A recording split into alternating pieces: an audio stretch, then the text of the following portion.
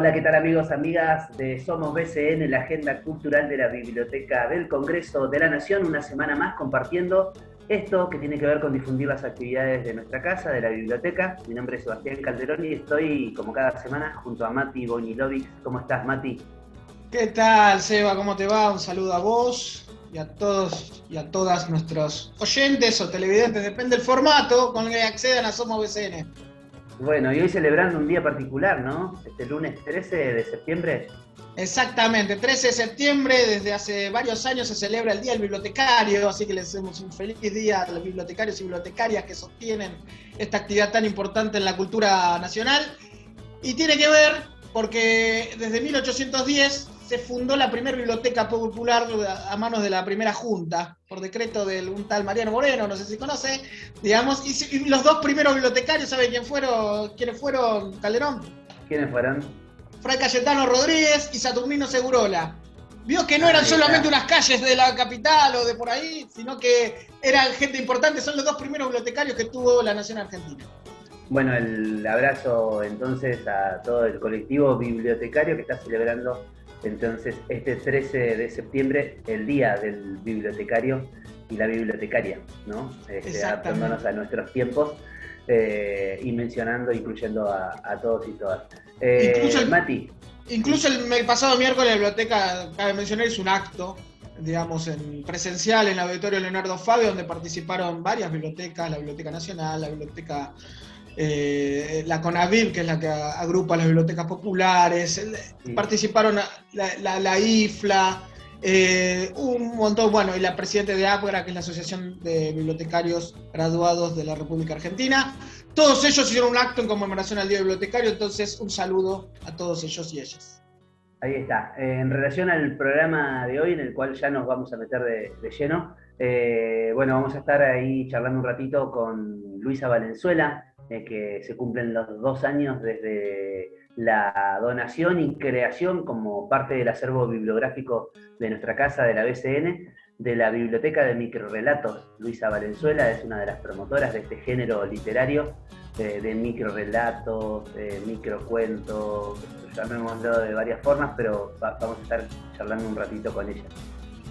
Exactamente, ese evento importante, ¿no? Que dura hasta fin de año, que tiene varios encuentros y que está teniendo bastante repercusión, digamos, ¿no? En Sí, los sí, porque medios. tenemos el concurso de microrelatos de la BCN con premios para los chicos y las chicas que participen de escuelas primarias y secundarias. Se pueden ganar hasta una mini biblioteca. Tenemos los talleres, tenemos el club de microrelatos, el club de lectura.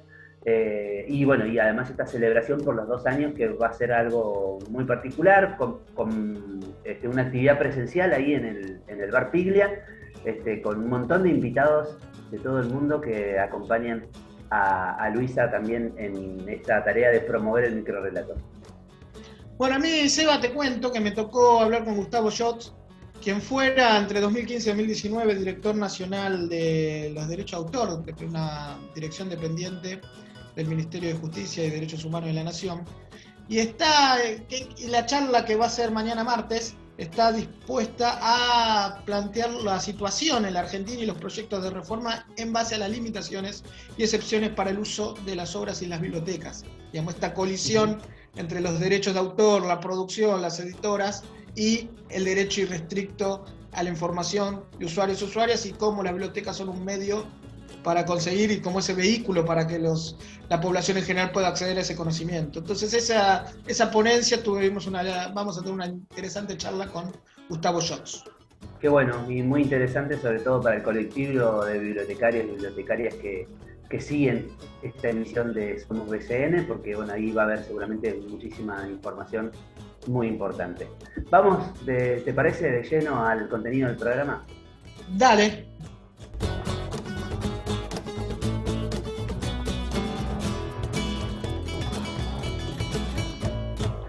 Y bien, amigos, amigas de Somos BCN, saben ustedes, cada semana compartimos las actividades que ocurren en nuestra casa, en la Biblioteca del Congreso de la Nación, y este próximo viernes 17 de septiembre, a partir de la hora 18, desde el Bar Piglia, ahí en nuestro espacio cultural, en el Cine 1835, va a tener lugar este evento que se titula Viva la Microficción, Es de nuestra biblioteca de microrelatos Luisa Valenzuela, que celebra sus 2 años desde la creación, desde la donación, de nuestra invitada de hoy, que es nada más y nada menos que Luisa Valenzuela, a quien le damos la bienvenida a Somos BCN. ¿Cómo estás, Luisa? Muchas gracias, Sebastián. Muy bien, contenta de pensar que viene el segundo año y este festejo importante con ustedes, Bueno, que es maravilloso el lugar. sí, bueno, nosotros compartirles a nuestros seguidores, usuarios de la biblioteca, porque esto ocurrió en septiembre del 2019 y muy cerquita, ahí a comienzos del 2020, ocurrió Claro. esto que todavía vivenciamos, que es la pandemia del coronavirus, y así que bueno, estuvo un poco restringido el acceso a los libros, a tu biblioteca, a la que donaste tan gentilmente a nuestra casa. Sebastián, Eh, permitime una adición a esto. a Yo ver, doné decime. mi colección, pero después el día de la fiesta, eso lo vamos a contar, vino la gente con muchas donaciones. Y ustedes habían puesto 2 enormes mesas en ese salón extraordinario de la Biblioteca del Congreso, y yo dije, bueno, con una basta. Se llenaron las 2 enormes mesas de libros de microficción que los microficcionistas fueron donando ese día, con lo cual tenemos esperanzas de que esto vuelva a ocurrir. Perdóname que Ah, te interrumpí. no, está bien, está bien. Bueno, eso habla un poco de el auge, no sé, puedo decirlo así, hay un auge de este género de la microficción. Y yo creo que sí, efectivamente, porque tomó este género, tomó estatus de género recién al final de los años 90.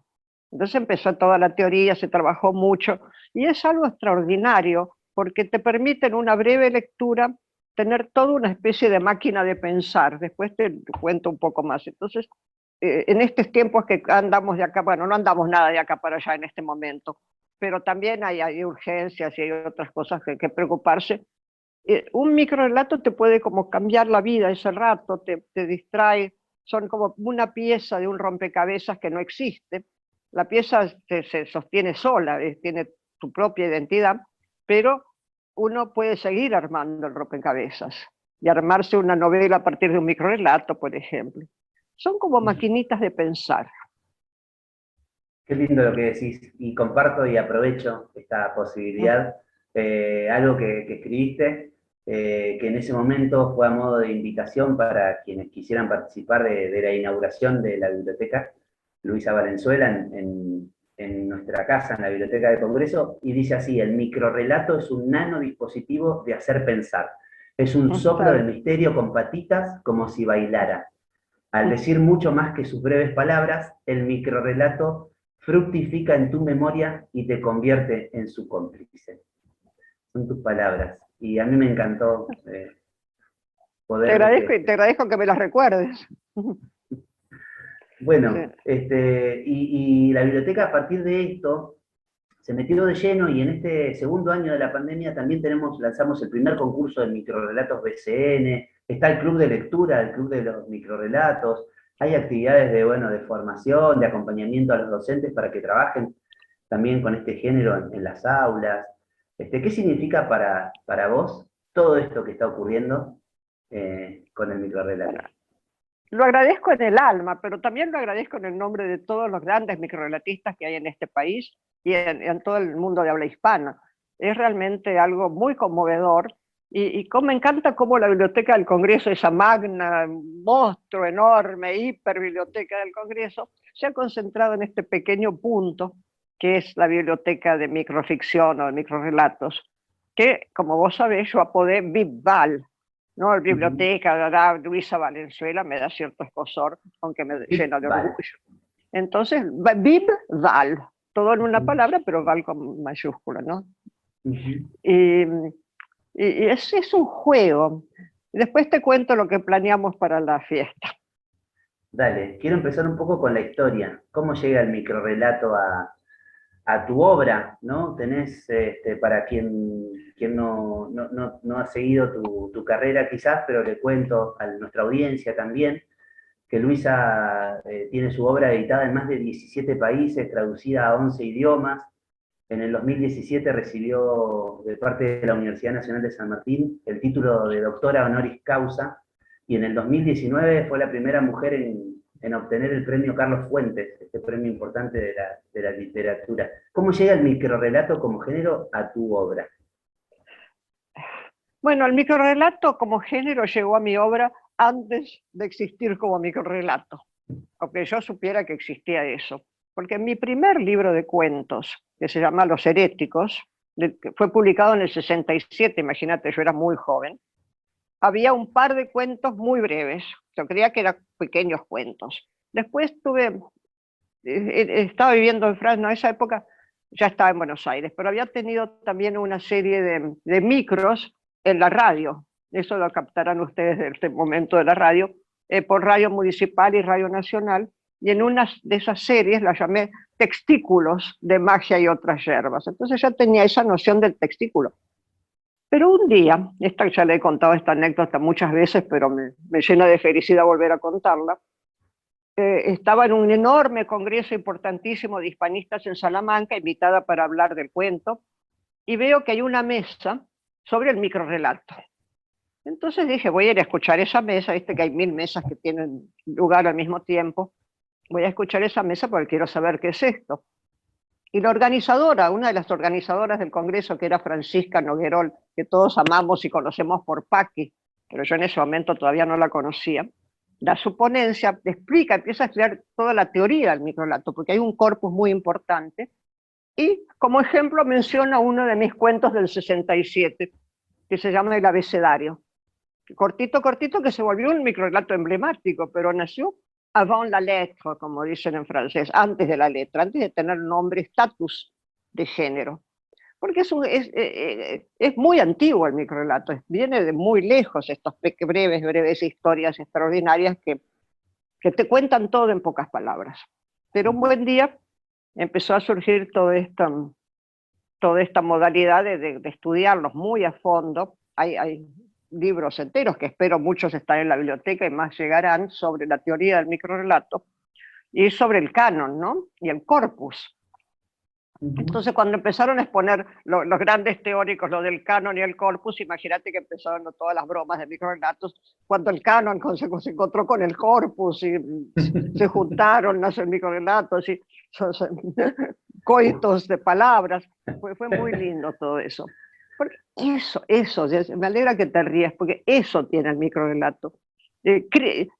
Llama a la creatividad. Entra una idea y atrae a otras, y manta otras ideas y se va generando, como en la serie 201. Es muy, muy fascinante esos encuentros también de microrelatistas. Entonces espero que en el Café Piglia podamos volver a encontrarnos cuando la pandemia nos ceda el paso, volver a encontrarnos para jugar al microrelato, cosa que vamos a hacer, pero te dejo tu próxima pregunta, el 17. Sí, ya tengo un plan de un juego. Sí, sobre eso igual te iba a preguntar, porque entiendo que en este evento del viernes, a partir de la hora 18, que se va a poder seguir por nuestro sitio oficial, que es www.bcn.gov.ar, y también por el canal de Facebook de la biblioteca, decía, entiendo que vas a tener invitados, invitadas, ¿verdad? Sí, por suerte tenemos un cupo de 20 personas, estamos armando listas a ver que la gente tiene que realmente comprometerse a venir los que quieren venir, y vamos a tener invitados los libros que se donen también, ahí de nuevo en una mesa, porque de eso se ha estado nutriendo la BIPVAL, y realmente entran cosas sorprendentes, porque tiene poca circulación en las librerías el microrrelato, y sin embargo es algo tan especial. Así que es importantísimo, me parece, tenerlos reunidos en esta biblioteca con el catálogo maravilloso de la Biblioteca del Congreso y al alcance de la mano de quien tenga interés por leerlos. Entonces, teníamos un plan que después no se pudo hacer, que venía de antes, ¿no? De la época cuando todavía podíamos reunirnos, que era hacer un pequeño taller de fanzines que haría Silvia González, pero no puede viajar. Y entonces, porque está ahora afuera, está en Claromeco, y eso lo postergamos. Pero lo que se me ocurrió es, in situ, con los microrelatistas que estén in situ y quienes ya hemos invitado, poner unas grandes cartulinas blancas y armar un microrelato compartido, colectivo. Una frase uno, sigue el otro, sigue el otro. Ahora, como un microrelato colectivo suena raro, vamos a llamar textos de microómnibus. En lugar del colectivo, microómnibus. Claro, claro, claro. Relatos de microómnibus, Relatos de microómnibus, microondas. no Hay un juego de colectivos. palabras. Un juego de Claro, bueno, palabras. es uno de los secretos del microrelato, ¿no? Jugar, ver el trasluz de las palabras, ver qué otra cosa te están diciendo al mismo tiempo. Que crees estar diciendo una cosa y después estás diciendo otra. Entonces, ese juego semántico, eso de connotaciones, lo explota mucho el microrelato. Me anticipaste la respuesta a lo que te iba a preguntar justamente. ¿Cuáles son los secretos del microrrelato? ¿Cuál es la esencia? ¿Cuáles son las reglas, si es que las hay? ¿Qué es lo que tiene que tener un microrrelato para ser tal? ¿No? Claro, tiene que tener. Eso es difícil dárselo a los alumnos. Dejamos que cuenten pequeñas historias, pero tienen que ser una especie de cápsula de una historia grande, que la entendés. Entonces yo armé para el caso un pequeño decálogo del microrrelato. A ver si te lo puedo ir diciendo. Vamos analizándolo juntos. Bueno, ahí estamos entonces El compartiendo. microrrelato es una pieza de algún rompecabezas oculto que se bastan a sí mismas. Eso más o menos lo dije antes. Son herramientas de precisión o son trampas para captar vivo el lenguaje. Lo cazás vivo, tenés que mirarlo de trasluz las palabras. Un microrrelato nos permite acceder a una epifanía en los breves minutos de una espera. Es un rayo de inventiva, te sorprende, te tiene que sorprender, pero no es un chiste, es mucho más sutil. Porque busca la quinta esencia de los alquimistas, adentrándose en el minimalismo para ofrecer un destello en la oscuridad. Permite, entre otras cosas, detectar las trampas que nos son tendidas a diario, y sobre todo en los diarios, ¿no? Con el uso de los vocablos. Permite entrar, entre otras cosas, eso, detectar las trampas. Es una verdadera microfibra en el telar de la escritura. Es un acicate para asomarse a la zona desconocida de nuestra propia mente. Sí, muy propiamente, ¿no?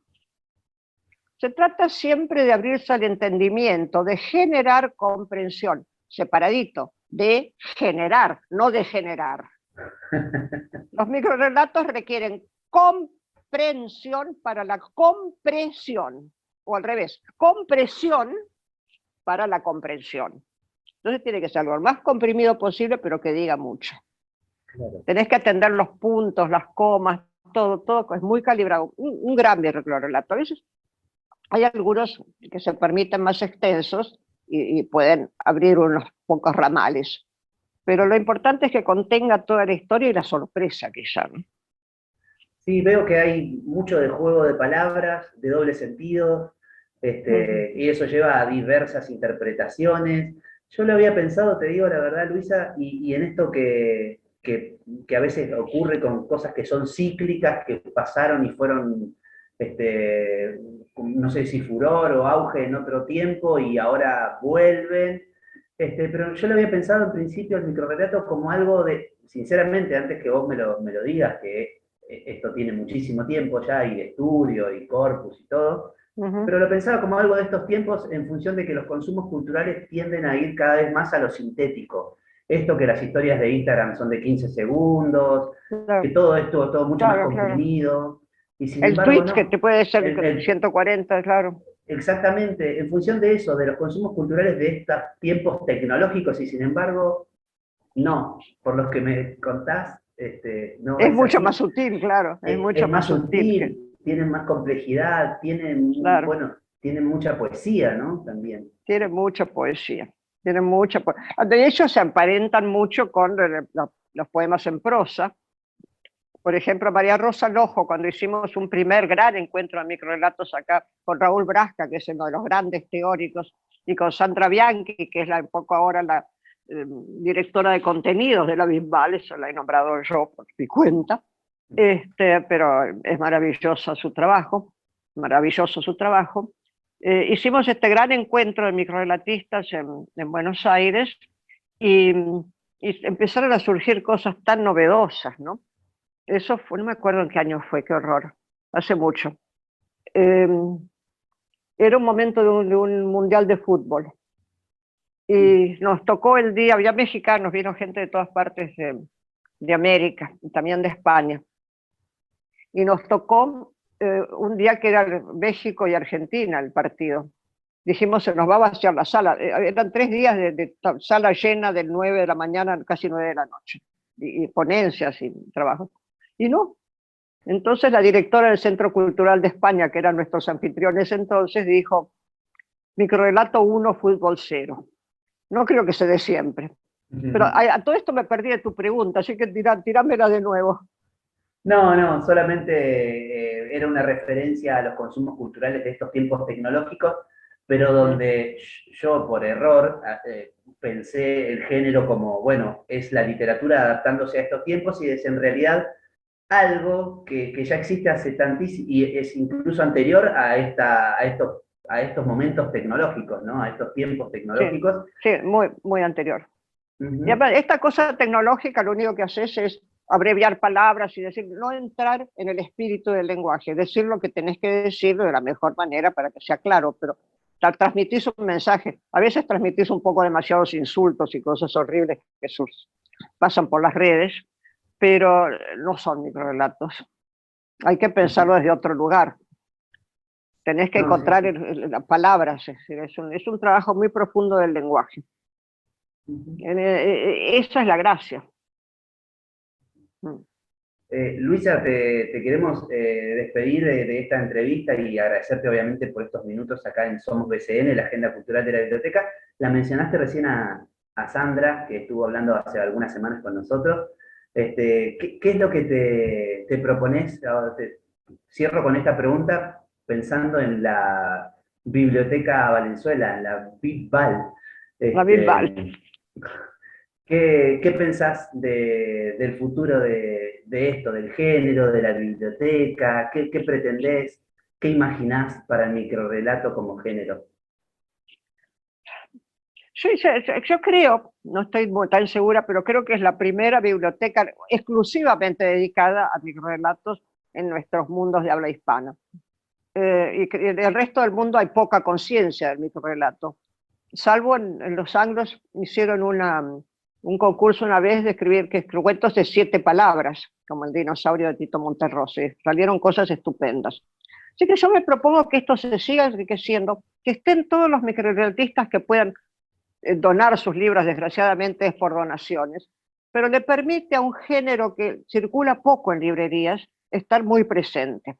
Entonces lo que yo quiero es que nos podamos juntar más en el Café Pil y hacer juegos y presentaciones de toda índole. Mónica Cazón traía su grupo. María Eguis hizo esta maravillosa caminata de microrrelatos el día de la inauguración. Sería divino hacer otra caminata de microrrelatos por la ciudad. Es decir, tantas cosas se pueden hacer.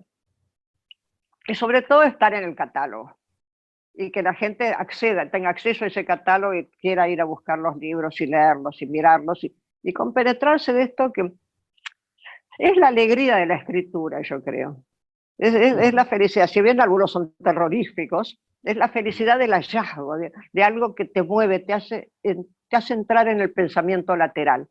Salís del camino trillado y descubrís que hay tantas sombras y tantas verdades ocultas en los vericuetos de la palabra.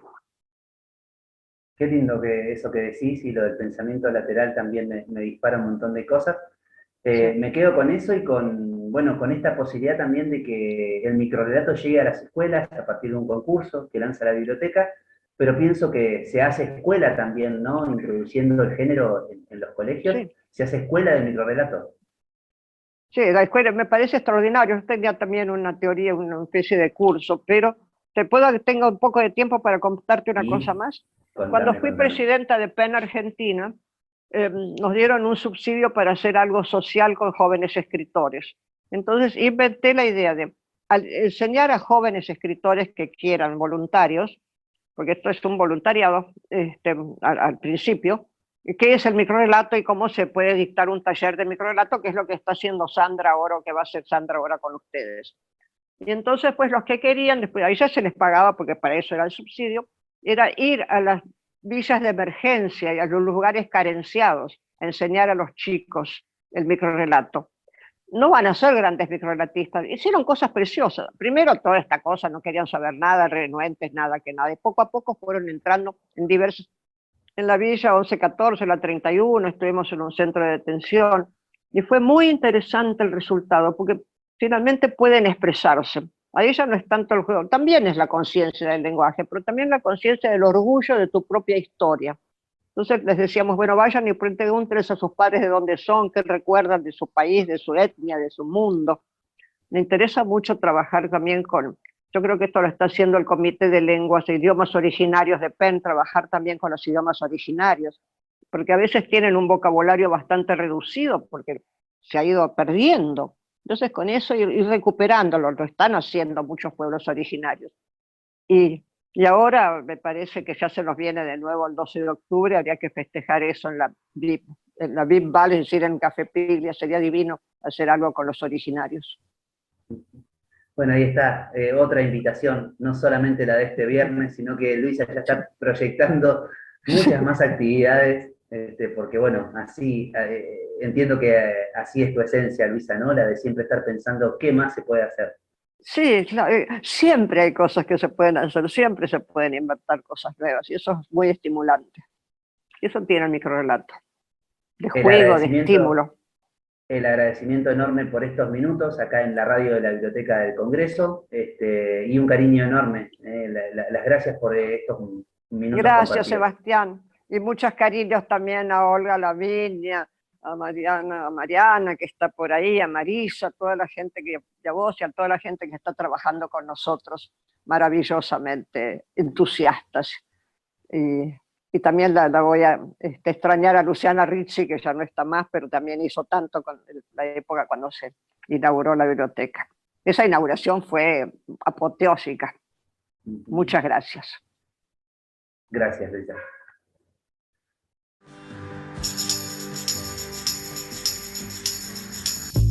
BCN Radio, la radio de la Biblioteca del Congreso de la Nación.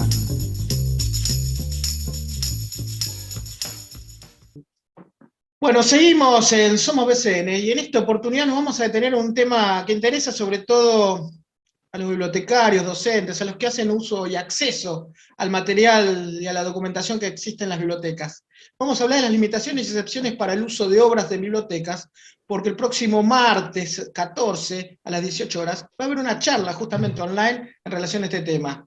Para quien va a ilustrar, quien va a dar esta charla es Gustavo Schatz, que además de ser profesor, especialista en este tema, fue entre el 2015 y 2019 justamente director nacional del Derecho de Autor dependiente del Ministerio de Justicia y Derechos Humanos.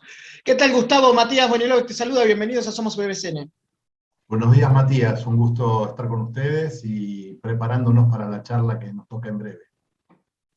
Bueno, justamente este tema creo que alguna vez en la biblioteca, la sede ya cuando estaba todavía antes de la pandemia, con la presencialidad hemos hablado, hemos hecho algunos eventos, incluso has hablado para BCN Radio, pero nunca está de más justamente para ver el estado de situación de esta armonía entre la propiedad intelectual y el derecho al acceso a la información de los usuarios y usuarias. Bueno, la verdad que no ha cambiado mucho desde aquella vez que tuvimos el seminario, el taller en la biblioteca, fueron 3 días, muchos bibliotecarios, también docentes. No cambió mucho porque no ha cambiado la legislación, sí cambió el contexto porque la pandemia ha agravado la situación. La pandemia ha mostrado cómo una ley antigua y una ley desactualizada no facilita la disposición de material, al mismo tiempo que tampoco facilita la protección de los autores, que es el mecanismo que, en definitiva, lo que prevé la ley de derecho de autor. Entonces, no sirve para unos ni para otros una ley antigua y, por un lado, desprotege y, por otro lado, tampoco facilita el acceso. Y digo la pandemia porque la pandemia, primero que ha dificultado la tarea de los bibliotecarios en cuanto a distribuir y hacer accesibles materiales que por ahí están en formatos analógicos, y los lectores durante toda esta etapa de encierro necesitaron y no era posible digitalizarlos, en la medida que no había una norma o no había una licencia. Y por otro lado también los docentes que tenían que hacer uso de la educación virtual, para tener materiales para los alumnos y los alumnos para poder tener materiales de estudio. Y la verdad que esta falta de actualización de la norma ha causado un perjuicio social y todo el retraso de la educación. La virtualidad no ha sido un facilitador de la educación, al menos en los niveles iniciales. Tal vez en posgrado la educación virtual se adaptó mejor y muchos alumnos alumnos de posgrados del interior se vieron facilitado esto porque podían combinar trabajo con educación virtual y encierro, pero la falta de materiales lleva a un empobrecimiento, ¿no? Y no ha Claro, cambiado, lo único que cambió fue que en estos últimos meses, diría el último año, se aprobó la ley que reglamenta el Tratado de Marrakech, que es la posibilidad de disponer de materiales adaptados para personas ciegas y con otras discapacidades sensoriales. Eso sí fue un avance que llevó bastante tiempo. Argentina ya había ratificado el tratado, Argentina tenía un artículo en la ley para adaptar obras, pero faltaban algunos aspectos, eso sí se logró, pero bueno, fue bastante trabajoso y llevó su tiempo, ¿no? Pero y bueno, sí, Gustavo, seguimos con ese atraso, Matías. claro, sí, justamente lo de Marrakech ya en plena pandemia hemos difundido, y incluso la biblioteca, cuando las condiciones sanitarias lo permitieron, hizo un acto justamente reivindicando, porque también formó parte de la Biblioteca del Congreso en el impulsar esa ley. Dicho todo esto, ¿cuáles son justamente las reformas que hace falta para esta actualización que vos proponés?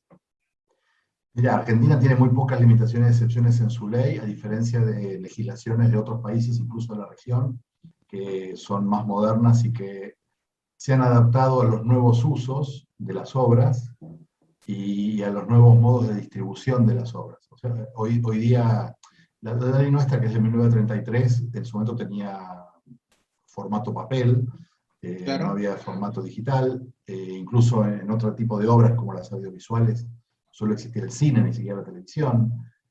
Respecto de la música, estaba la radio y estaba el disco, el fonograma, pero no estaban las plataformas, no teníamos internet, no teníamos televisión digital, no teníamos la posibilidad de los audiolibros, no teníamos la posibilidad de los ebooks. O sea, hay una cantidad de modos de acceder a las obras que nuestra ley no los prevé expresamente. Uno puede considerar que están implícitos, porque el concepto de obra no depende del soporte, y la película es película, sin importar que esté en Netflix, que esté en un canal de televisión, que esté en el cine, que esté en un DVD, un Blu-ray, sigue siendo la película, pero los modos de distribución y de acceso son diferentes. Entonces, nosotros tenemos una excepción para ámbito educativo. Esa excepción de ámbito educativo está referida de modo expreso a los planes de educación y al aula. Uno se preguntará, ¿y el aula virtual es aula? O sea, lo que el profesor puede hacer en el aula, por ejemplo, pasar música en el aula, en una clase de música, o poner una pintura en la pantalla en una clase de artes plásticas, o un mapa, o incorporar imágenes en un PowerPoint, que en el aula estarían permitidas, están permitidas en el aula virtual o en una plataforma Moodle, por ejemplo. Entonces el ámbito educativo requiere adaptaciones que no van en perjuicio del autor y que tampoco significa dañar el modo usual en que esas obras son utilizadas o consumidas. Respecto a las bibliotecas, algo similar, porque es cierto que las bibliotecas inicialmente nacieron con el papel, pero hoy día hay muchas licencias digitales.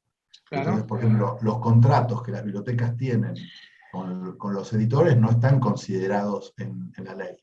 Y hay cláusulas que podrían ser abusivas, o hay modos de disposición que se podrían resolver mediante un pago, no necesariamente todo tiene que ser gratuito, y hay modos de establecer mecanismos de pago que facilitan el uso y facilitan a los editores un nuevo canal de ventas. Eso no está en la ley, entonces esas son las cosas que hay que actualizar, ¿no? Claro, y tengo una consulta, porque considerando que vos mencionaste que la ley es de 1933, el marco legal aún vigente, que me imagino, ya pasaron, estamos casi 100 años, digamos, ¿no?, de esa ley, y hubo algunos cambios tecnológicos importantes en el desarrollo de los contenidos y la documentación. Dicho todo esto, ¿cuál es y apelando a tu experiencia como en la función ejecutiva, ¿no?, como exdirector nacional de Derecho de Autor, ¿cuáles son las trabas? Porque, o sea, ¿qué ¿quiénes se tienen que poner de acuerdo? ¿Qué intereses están colisionando para que no avance una reforma de una ley? Mira, nosotros logramos reunirlos en distintos ámbitos a varios de los actores involucrados, editores, autores, bibliotecarios, docentes, universidades. Logramos un acuerdo en casi todos los puntos y quedaba uno por resolver, que era si la copia individual para uso de un investigador debía ser paga o debía ser gratuita. Y acá hay soluciones en distintos países para un lado y para el otro.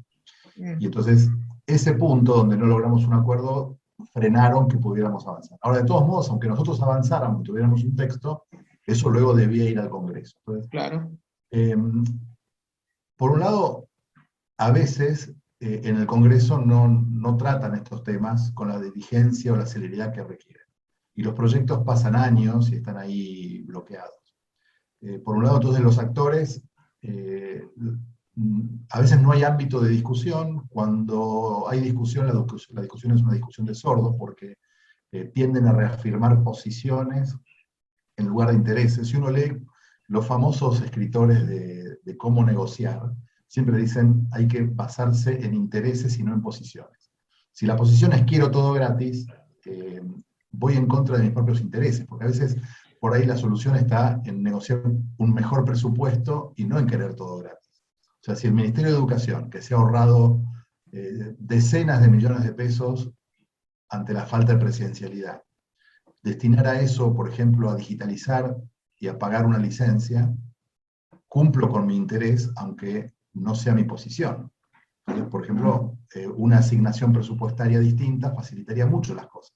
Y los editores estarían tranquilos, porque digo, bueno, vendo menos libros, pero recibo un ingreso por regalías por digitalizar. Es algo compensado. Estas soluciones, por ejemplo, se han llegado en Australia. En Australia los editores, por la digitalización de obras de uso educativo, recaudan tanto más que con la venta de libros. Y están contentos los docentes, están contentos los bibliotecarios, los estudiantes, los editores, todos llegan a una solución consensuada mejor, porque contempla los intereses de todos, aunque no contemple las posiciones. Si lo único que quiero es vender libros, porque me gusta el papel y el editor se queda en el papel, también el editor está dificultando la negociación. Si el formato papel es un formato obsoleto, busquemos un mecanismo comercial para el nuevo formato, que es el formato digital. Entonces, los editores tienen que adaptarse, los bibliotecarios también tienen que adaptarse, los docentes, los alumnos, y sobre todo, a mí me cuesta mucho a veces cuando hablo con docentes, ¿no? Los docentes cumplen muchas veces el doble rol, porque son autores, pero son usuarios. En cuanto a autores, querrían recibir más dinero, pero en cuanto a usuarios no quieren pagar. Entonces, ¿cómo hacemos con este? Se ponen el sombrero que les gusta en cada circunstancia, ¿no? Hay que pensar en un sistema un poco más holístico, si querés, con una visión más holística, donde digamos, bueno, ¿qué es lo que nos conviene a todos, no lo que me conviene a mí solamente? Tal vez cedo un poquito, por ejemplo, los ministerios de educación, las direcciones de escuelas, podrían ser editores de lo producido por sus propios docentes y facilitar así el acceso. Pero, por ejemplo, la ley no contempla eso. La ley no contempla que lo creado por un docente en la relación de empleo lo puede utilizar la institución educativa para sus alumnos, ¿no? Eso lo podríamos poner y no es necesariamente una excepción. Es un mecanismo para que esa creación autoral de los docentes llegue a sus alumnos, mediado por la dirección de escuelas, por poner un ejemplo. Y al día de hoy, por lo que entendí, no hay ninguna presentación de proyecto de ley en el Parlamento, porque está trabado todo el proceso de juntar a las partes y tratar de hacerlo, o está presentado y no se está tratando. No, a ver, creo yo que perdió estado parlamentario uno que habían presentado los bibliotecarios, pero que no tenía en cuenta los intereses de los editores. Y entonces, ¿por qué perdió estado parlamentario? Porque obviamente los editores también ejercen su capacidad de lobby y no mueven el proyecto. Entonces no se reúnen las comisiones, el proyecto se presenta, pero va perdiendo estado parlamentario cada 2 años. Y en la jerga sí se cajonea. Se cajonea. Sí, pero además acá hay un tema que, y ahí yo reconozco tal vez un error, no sé si un error, pero la ley antigua no es solamente un problema de limitación de excepción. La ley requiere 50 cambios. Claro. Ahora estaba haciendo un repaso de legislación extranjera, la legislación de Perú, de Colombia, la de Chile, son mucho más modernas y tienen en cuenta muchísimos modos de explotación. Nosotros tenemos que cambiar muchas cosas, no solo el tema de limitaciones y excepciones para bibliotecas. Y a veces vamos sobre un tema sin abarcar. Entonces uno dice, bueno, ¿qué hago? ¿Busco una reforma integral de la ley o busco resolver un problema como por ejemplo fue el tema Marrakech? En Marrakech se logró un acuerdo. Ahora, y tal vez a veces somos demasiado ambiciosos, queremos cambiar toda la ley y no ir solamente a este aspecto. Y tal vez podríamos resolver este aspecto y olvidarnos del resto hasta la próxima sesión y vamos a otro tema y luego a otro tema. Entonces tal vez podríamos avanzar en eso, el capítulo. Parcialmente. Sí, y tal vez eso podría ser un avance razonable. Y el año que viene nos digamos a otro tema y después a otro tema. Y tal vez ir por partes sea más inteligente. Y según tu consideración, Gustavo, en esta aproximación por partes al todo, ¿cuál sería la primera a tratar? Me parece O que la posible a llegar a un acuerdo y avanzar por parte, en una parte. me parece que tiene que ser una combinación de una consideración de formatos digitales y de usos digitales en la ley, y al mismo tiempo limitaciones y excepciones para esos usos digitales. Y cuando hablo de limitaciones, lo distingo de excepciones porque limitaciones significa usos que son libres pero pagos. Nosotros en el idioma castellano, la palabra libre no es igual a gratuito. En Estados Unidos y en Inglaterra, el free es tanto igual para gratuito que para libre. Nosotros tenemos que pensar en usos libres pero no gratuitos, que es un mecanismo que funciona como incentivo para los productores de contenidos. Entonces, eso me parece que es el camino. Considerar formatos y usos digitales con un nivel de protección acorde a esta sociedad del conocimiento y al mismo tiempo limitaciones y excepciones acordes a la sociedad del conocimiento. Creo que ese capítulo de la digitalización es lo primero que se podría avanzar sin afectar otros temas que son también muy complejos, como puede ser la gestión colectiva, como pueden ser los derechos morales, como puede ser la responsabilidad de las plataformas de Internet, una cantidad de cosas. Hay como 7, 8 grandes capítulos. Este capítulo de formatos y usos digitales con limitaciones y excepciones digitales podría resolverse como un único tema, analizado así globalmente, considerando los intereses de todas las partes. Bueno, Gustavo, esto se va a transmitir en directo por la página web del sitio oficial de la Biblioteca del Congreso, www.bcn.gov.ar, y por el Facebook de la biblioteca, la página de Facebook, su cuenta de Facebook, mañana martes a las 18 horas. Justamente, esto va a tener un formato de ponencia, digamos, de una charla online, digamos. Efectivamente. Efectivamente, con un poco más de detalle de lo que hablamos recién, tratando de no agobiar demasiado con legalismos, que a veces los abogados aburrimos y vamos muy al detalle, pero como cuentan los chistes de abogados, el demonio está en la letra chica. Entonces muchas veces estas grandes ideas puede haber consenso, cuando vamos a la letra chica es donde aparecen ahí, bueno, pero si me pones esto, sacame esto otro, y a veces estamos meses discutiendo, bueno, dejémoslo para esa etapa, no va a ser para la charla de esta semana, pero sí cuando sepamos que cuando lleguemos al Congreso, ahí empieza el tire y afloje, y es una experiencia no solo argentina, es una experiencia mundial. Canadá se tomó 6 años, pero 6 años intensos, no como nosotros, que somos espasmódicos. Ellos se tomaron 6 años intensos en modificar la ley. Australia se tomó 7 años intensos. Y después hay legislaciones que prevén que cada 5 años hay que obligatoriamente revisar la ley de derecho de autor, porque los cambios tecnológicos y los cambios de uso requieren actualizarse. O sea, no estamos en la época de Gutenberg. Entonces, tenemos que tener en cuenta que hace 10 años no existía Spotify. Claro. Ese tipo de cosas, digo. Y hace 20, 30 años no había la comunicación por redes sociales, ni tecnología. No, pero incluso, Internet era muy, muy esporádico. Pero incluso existiendo Spotify hace 10 años, ahora estamos viendo que los artistas cobran poco. O sea, Spotify fue una solución para los artistas, pero claro, es una solución para algunos artistas, los muy famosos. Entonces ahora hay que modificar las leyes en Estados Unidos, Inglaterra y otros países para que se extienda este beneficio de plataformas como Spotify a más artistas y no solamente a los que tienen centenares de millones de escuchas. Claro, exactamente. Por eso digo, nosotros venimos muchas vueltas atrás, no una vuelta atrás, no, venimos muchas vueltas atrás. Bueno, perfecto, Gustavo, te agradecemos mucho la comunicación y los éxitos para mañana. Bueno, muchas gracias, Matías, un gusto, nos vemos mañana. Bueno, pasó Gustavo Schatz, que mañana, martes 14 de septiembre a las 18 horas, va a estar dando una charla online, una conferencia, una ponencia sobre limitaciones y excepciones para el uso de las obras en bibliotecas.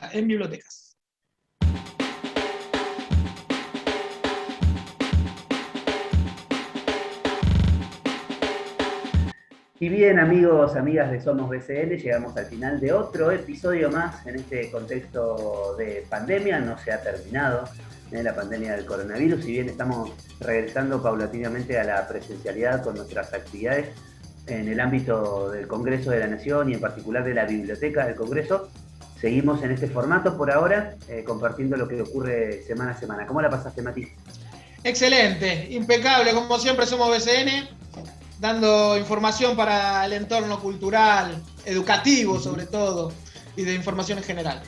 Y recordarles a nuestros oyentes, seguidores, que encuentran toda la información en www.bcn.gov.ar para saber lo que ocurre semana a semana a partir de la agenda cultural y las múltiples posibilidades que ofrece la biblioteca, tanto en la presencialidad como en el modo virtual. Exactamente, y si no, a través de las redes sociales de @BCN Argentina también tienen acceso en las multiplataformas para saber toda la propuesta de la Biblioteca del Congreso de la Nación. Bien, déjame mandarle a modo de cierre un saludo al equipo que hace Somos BCN. Están Mariana Franchino, Mariana Salas ahí del otro lado en la producción, Lara Julieta Alonso que edita para las plataformas de sonido por las que salimos, Spreaker, SoundCloud y Spotify. Y también al equipo de la Subdirección de Prensa y Difusión que hace posible que estemos toda la semana al aire de alguna forma en esto que hacemos, que es Somos BCN.